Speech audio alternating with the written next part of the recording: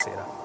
Sì, sono 100 i sacerdoti morti in questa epidemia, 107 i medici, oltre a migliaia che sono stati contagiati.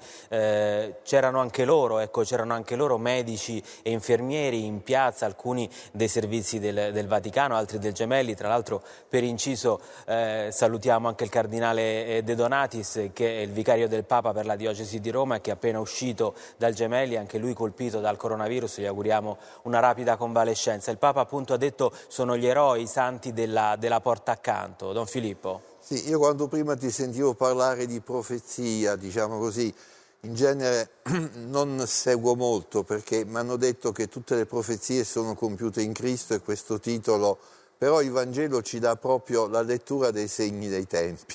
E i segni dei tempi che ci vengono da questa terribile esperienza che stiamo vivendo hanno nomi e cognomi, hanno rapporti che si stabiliscono all'interno di un percorso di cura, ma un percorso anche di attenzione.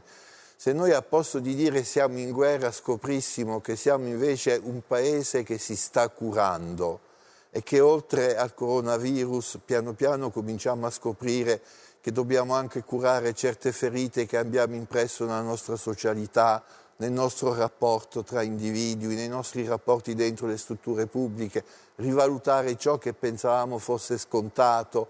Invece abbiamo scoperto che senza la buona volontà di tanti non sarebbe stato nulla scontato. Ecco, se incominciassimo a riprenderci cura di questo, che in fondo è il messaggio di Papa Francesco quando parla contro la società dello scarto, quando parla di cura dell'universo, se cominciassimo semplicemente a riprenderci cura come esseri umani, cominciando da chi abbiamo a fianco a casa, forse sarebbe qualcosa di, diciamo così, un'altra di quelle stelle che in questa notte non sappiamo raccontare, eppure brillano, e sono tante, e sono veramente tante. E che ci rimarranno molto impresse. Grazie a Don Filippo Di Giacomo. Ci lasciamo con le immagini più suggestive di questa Via Crucis. Io auguro a tutti un buon proseguimento di serata. Diamo la linea allo speciale Porta a Porta e arrivederci.